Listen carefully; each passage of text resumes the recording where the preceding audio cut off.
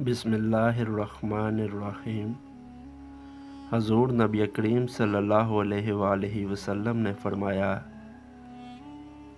मुनाफिक की अलामतें 3 हैं।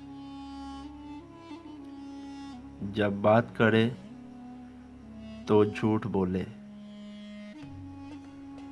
जब वादा करे तो उसके खिलाफ करे,